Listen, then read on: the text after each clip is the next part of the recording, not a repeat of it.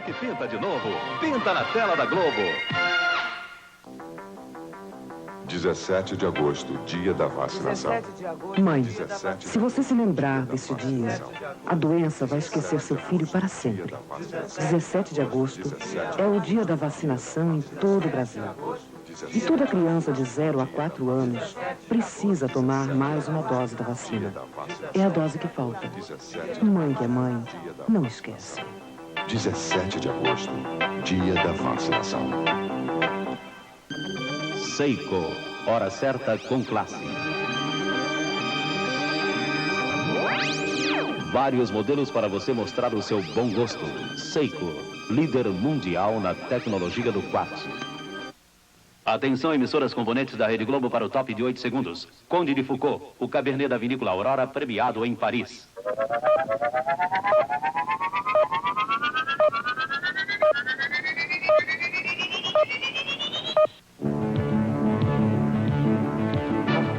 Jornal da Globo.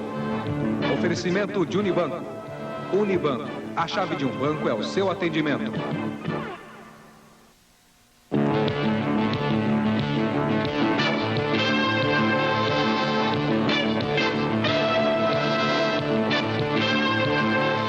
O Jornal da Globo começa agora com os assuntos que foram notícia no dia de hoje. A Sunab promete fiscalizar os preços de 42 produtos de consumo popular. O presidente do Banco Central já está em Londres para tratar da prorrogação do acordo com os bancos europeus se o Brasil não fechar o acordo com o FMI. Na África do Sul, o bispo Desmond Tutu garante que a advogada antirracista foi assassinada por motivos políticos. Na Nicarágua, 41 guerrilheiros antissandinistas são mortos quando atacavam uma cidade. O presidente Sarney vai a São José dos Campos e promete ajudar as pesquisas tecnológicas. A polícia do Rio apreende em Itaguaí, no estado do Rio, quase 3 toneladas de maconha. O técnico Zagallo deixa o Flamengo depois da eliminação do time da Taça de Ouro e da derrota para o Blumenau de Santa Catarina. E agora, as notícias da noite.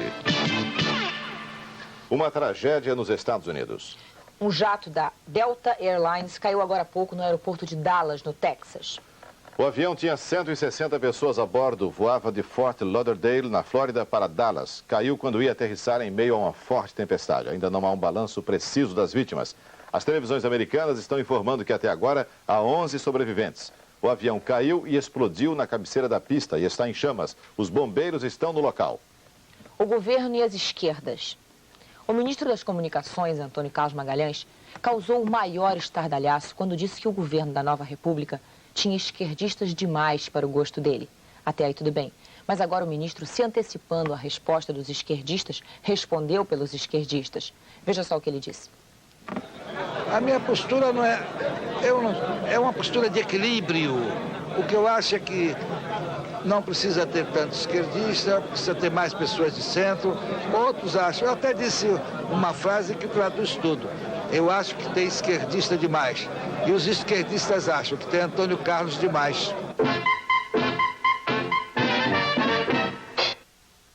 O PDS na busca de um caminho e de uma identidade. Para isso, a direção nacional do partido se reúne na terça-feira em Brasília com os presidentes e líderes nos estados. O PDS começa a se refazer do trauma da sucessão presidencial e está preocupado com o futuro. De Brasília, Álvaro Pereira. Essa reunião na semana que vem é para avaliar a situação do partido nos diversos estados. O PDS faz um último esforço de recuperação para se firmar como partido agora oposicionista. Vem aí as eleições municipais e no ano que vem as eleições para Constituinte. O PDS não espera grandes vitórias, mas também não quer fazer feio. É preciso manter a linha. O PDS vive hoje uma espécie de crise de identidade. Perdeu o governo, mas não sabe ainda claramente como exercer a oposição. Um grupo ligado ao deputado Paulo Maluf quer fazer oposição radical ao governo. Outro, do ministro Antônio Carlos Magalhães, simplesmente participa desse governo e quer aproximar o PDS cada vez mais do presidente José Sarney. A grande batalha entre esses dois grupos já tem data marcada, dia 1º de setembro, quando vai ser eleita a nova direção nacional do partido. O Congresso e o Fundo Monetário Internacional. O líder do PDS na Câmara, deputado Prisco Viana, não vê como o Congresso possa participar das negociações com o fundo. Segundo ele, não existem meios legais para isso. Nem o regimento, nem a Constituição prevêem a interferência dos deputados e senadores em acordos com entidades internacionais. O Congresso só poderia opinar se o acordo fosse, por exemplo, com o governo americano. Eles são dois e têm várias coisas em comum. São intelectuais, são políticos modernos, são charmosos, segundo o eleitorado feminino, são grandes amigos e começaram juntos na política segurando a mesma bandeira. Mas hoje o senador Fernando Henrique Cardoso e o deputado Eduardo Suplicy são adversários políticos.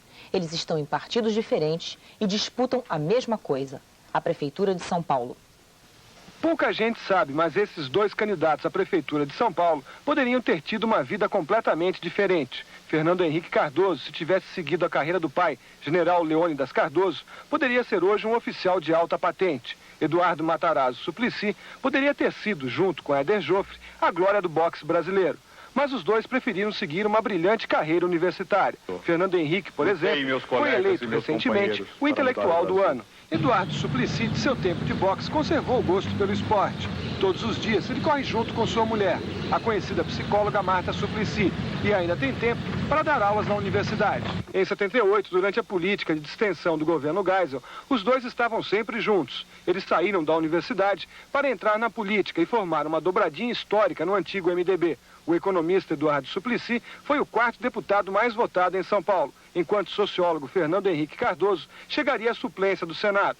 Em 80, com a abertura política, os dois se separam pela primeira vez. Eduardo Suplicy sai do MDB para ser um dos fundadores de um novo partido, o PT.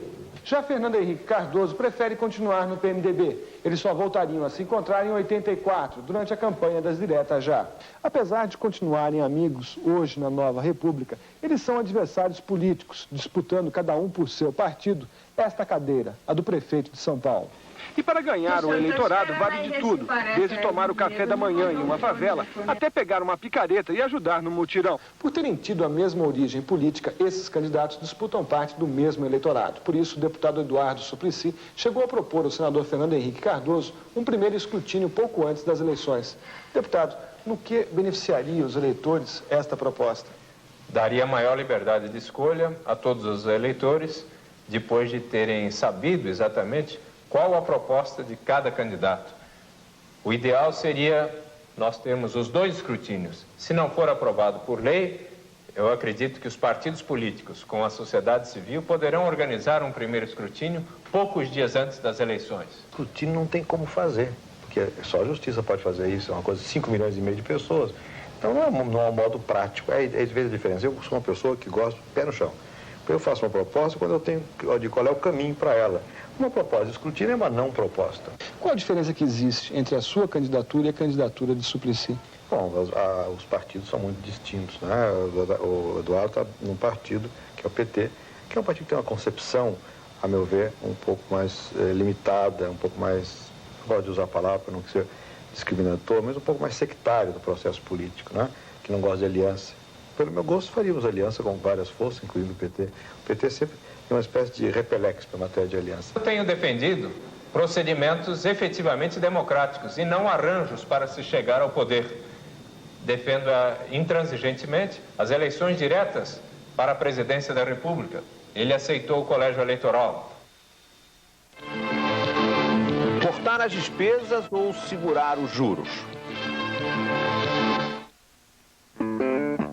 Topper, a marca que traz as maiores emoções do esporte até você, apresenta o desempenho e a tecnologia avançada dos modelos. AC2 Velcro. Topper Windsurf.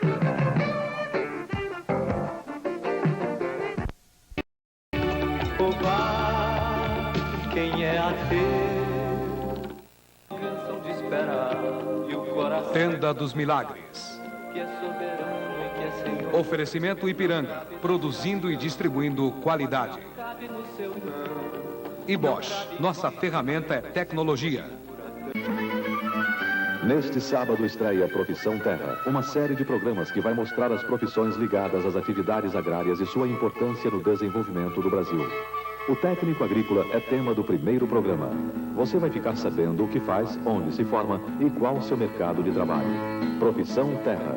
Estreia neste sábado, 20 para as 9 da manhã.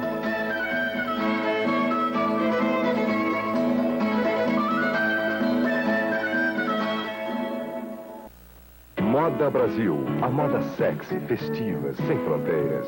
A força do jeans derrubando barreiras, ocupando espaços. Vital, contagiante, feminina. Moda Brasil, a revista de quem conhece moda. À procura de um caso fora do comum, o mais famoso detetive particular descobre um plano misterioso do governo britânico. Sherlock, quando disse para deixar este caso, não era meramente uma sugestão, mas uma ordem. Holmes, tenho a impressão que estamos sobrando aqui. A vida íntima de Sherlock Holmes, Robert Stephens, Colin Blakely, Christopher Lee. Sessão de gala, neste sábado, depois de Supercine. O que pinta de novo, pinta na tela da Globo. 17 de agosto, dia da vacinação. Mãe, se você se lembrar desse dia, a doença vai esquecer seu filho para sempre. 17 de agosto é o dia da vacinação em todo o Brasil. E toda criança de 0 a 4 anos precisa tomar mais uma dose da vacina. É a dose que falta. Mãe que é mãe, não esquece. 17 de agosto, dia da vacinação. Seiko, hora certa com classe. Vários modelos para você mostrar o seu bom gosto. Seiko, líder mundial na tecnologia do quartzo. Atenção, emissoras componentes da Rede Globo para o top de 8 segundos. Conde de Foucault, o Cabernet da Vinícola Aurora, premiado em Paris.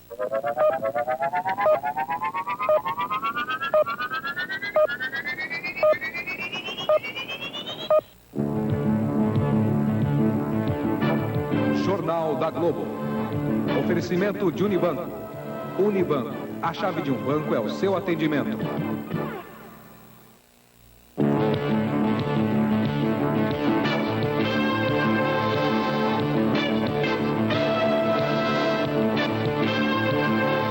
O Jornal da Globo começa agora com os assuntos que foram notícia no dia de hoje. A Sunab promete fiscalizar os preços de 42 produtos de consumo popular. O presidente do Banco Central já está em Londres para tratar da prorrogação do acordo com os bancos europeus se o Brasil não fechar o acordo com o FMI. Na África do Sul, o bispo Desmond Tutu garante que a advogada antirracista foi assassinada por motivos políticos. Na Nicarágua, 41 guerrilheiros antissandinistas são mortos quando atacavam uma cidade. O presidente Sarney vai a São José dos Campos e promete ajudar as pesquisas tecnológicas. A polícia do Rio apreende em Itaguaí, no estado do Rio, quase 3 toneladas de maconha. O técnico Zagallo deixa o Flamengo depois da eliminação do time da Taça de Ouro e da derrota para o Blumenau de Santa Catarina. E agora, as notícias da noite. Uma tragédia nos Estados Unidos. Um jato da Delta Airlines caiu agora há pouco no aeroporto de Dallas, no Texas. O avião tinha 160 pessoas a bordo, voava de Fort Lauderdale, na Flórida, para Dallas. Caiu quando ia aterrissar em meio a uma forte tempestade. Ainda não há um balanço preciso das vítimas. As televisões americanas estão informando que até agora há 11 sobreviventes. O avião caiu e explodiu na cabeceira da pista e está em chamas. Os bombeiros estão no local. O governo e as esquerdas. O ministro das Comunicações, Antônio Carlos Magalhães, causou o maior estardalhaço quando disse que o governo da Nova República tinha esquerdistas demais para o gosto dele. Até aí tudo bem. Mas agora o ministro, se antecipando à resposta dos esquerdistas, respondeu pelos esquerdistas. Veja só o que ele disse. A minha postura não é... é uma postura de equilíbrio. O que eu acho é que não precisa ter tanto esquerdista, precisa ter mais pessoas de centro. Outros acham... Eu até disse uma frase que traduz tudo. Eu acho que tem esquerdista demais. E os esquerdistas acham que tem Antônio Carlos demais.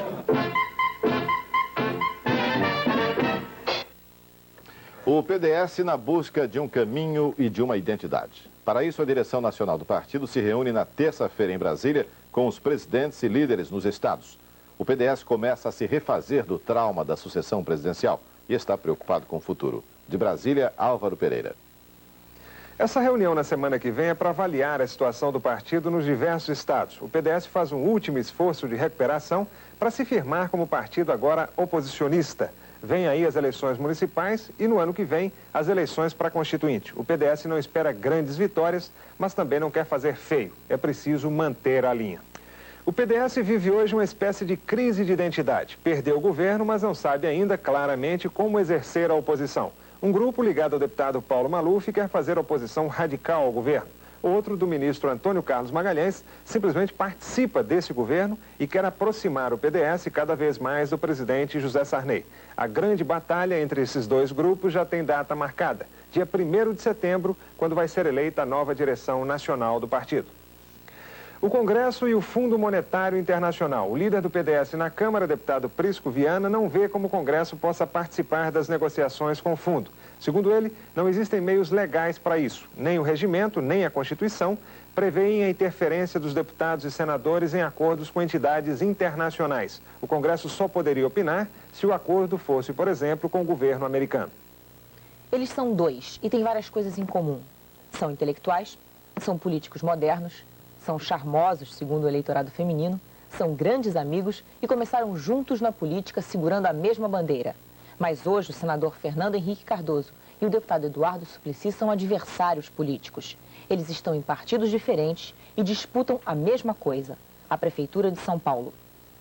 Pouca gente sabe, mas esses dois candidatos à Prefeitura de São Paulo poderiam ter tido uma vida completamente diferente. Fernando Henrique Cardoso, se tivesse seguido a carreira do pai, general Leônidas Cardoso, poderia ser hoje um oficial de alta patente. Eduardo Matarazzo Suplicy poderia ter sido, junto com Éder Joffre, a glória do boxe brasileiro. Mas os dois preferiram seguir uma brilhante carreira universitária. Fernando Henrique, por exemplo, foi eleito recentemente o intelectual do ano. Eduardo Suplicy, de seu tempo de boxe, conservou o gosto pelo esporte. Todos os dias ele corre junto com sua mulher, a conhecida psicóloga Marta Suplicy, e ainda tem tempo para dar aulas na universidade. Em 78, durante a política de distensão do governo Geisel, os dois estavam sempre juntos. Eles saíram da universidade para entrar na política e formar uma dobradinha histórica no antigo MDB. O economista Eduardo Suplicy foi o 4º deputado mais votado em São Paulo, enquanto o sociólogo Fernando Henrique Cardoso chegaria à suplência do Senado. Em 80, com a abertura política, os dois se separam pela primeira vez. Eduardo Suplicy sai do MDB para ser um dos fundadores de um novo partido, o PT. Já Fernando Henrique Cardoso prefere continuar no PMDB. Eles só voltariam a se encontrar em 84, durante a campanha das diretas já. Apesar de continuarem amigos hoje na nova república, eles são adversários políticos, disputando cada um por seu partido esta cadeira, a do prefeito de São Paulo. E para ganhar o eleitorado vale de tudo, desde tomar o café da manhã em uma favela, até pegar uma picareta e ajudar no mutirão. Por terem tido a mesma origem política, esses candidatos disputam parte do mesmo eleitorado. Por isso, o deputado Eduardo Suplicy chegou a propor ao senador Fernando Henrique Cardoso um primeiro escrutínio pouco antes das eleições. Deputado, no que beneficiaria os eleitores esta proposta?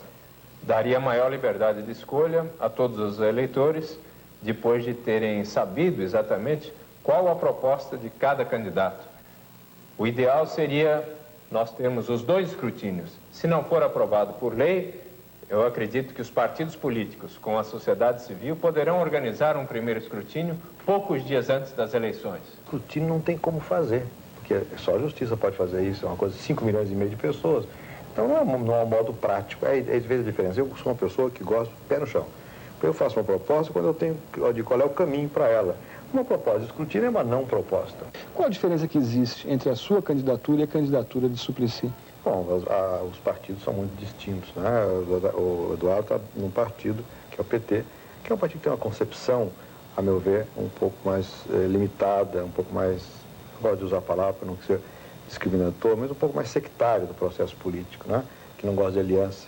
Pelo meu gosto, faríamos aliança com várias forças, incluindo o PT. O PT sempre é uma espécie de repelex para a matéria de aliança. Eu tenho defendido procedimentos efetivamente democráticos e não arranjos para se chegar ao poder.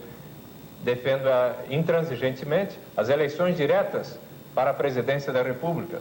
Ele aceitou o colégio eleitoral. Cortar as despesas ou segurar os juros?